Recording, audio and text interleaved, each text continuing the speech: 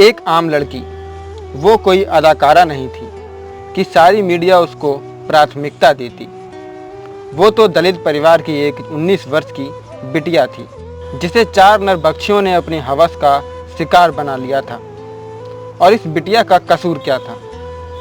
सिर्फ इतना ही कि वह अपने जीवन को जीना चाहती थी, लेकिन जिस्म की भूख रखने वाले जंगली भेड़ियों को उस बिटिया की इच्छा नागवार गुजरी और वहशीपन की इस हद को पार करते हुए बलात्कार के बाद हाथरस की इस बच्ची की जीभ काट दी, रीढ़ की हड्डी तोड़ दी और जानवरों की तरह मारा पीटा।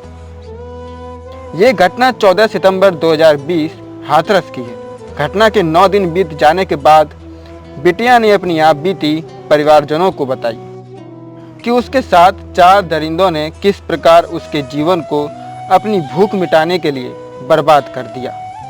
लेकिन बड़े शर्म की बात है, इतनी जानकारी होने के बाद भी पुलिस ने मामूली छेड़खानी और हत्या का प्रयास का मुकदमा दर्ज किया था, और वो भी सिर्फ एक युवक पर। बाकी 3 युवकों पर किसी प्रकार की कोई कार्रवाई नहीं की थी। इसका अर्थ क्या हो सकता है? क्यों पुलिस ने उचित कार्रवाई नहीं की? क्या इसलिए कि बच्ची एक दलित परिवार से थी और अपराधी सवर्ण परिवार से संबंधित थे, या फिर इसमें पुलिस भी मिली हुई थी और एक बच्ची की आबरू का सौदा कर लिया था आरोपियों से? आखिर क्या कारण हो सकता है पुलिस की इस नीच करतूत का?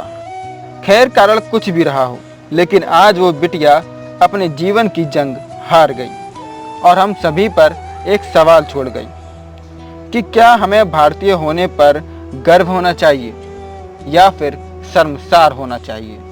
हम ऐसे देश में रहते हैं कि जहां नदियों को तो पूजा जाता है और बिटियों को अपनी हवस का शिकार बनाया जाता है। शर्मसार कर देती हैं देश की ऐसी घृणित करतूतें। जो देश अपनी बच्ची को नहीं बचा सकता, वो क्या एक स्वस्थ कानून का निर्माण करेगा?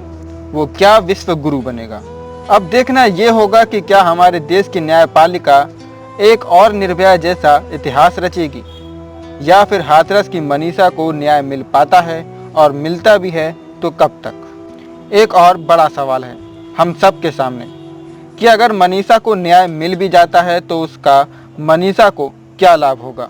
क्यों हमारे भारत देश के कठोर कानून नहीं बनाए जा सकते?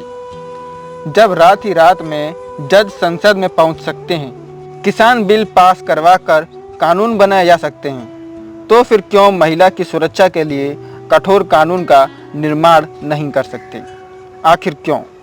या फिर हम सब ये समझ लें कि हम ऐसे देश में रहते हैं जहां राजनीति से बड़ा कुछ नहीं है, ना ही किसी का जीवन है, ना ही किसी की आबरू है, और ना ही किसी की मान मर्यादा।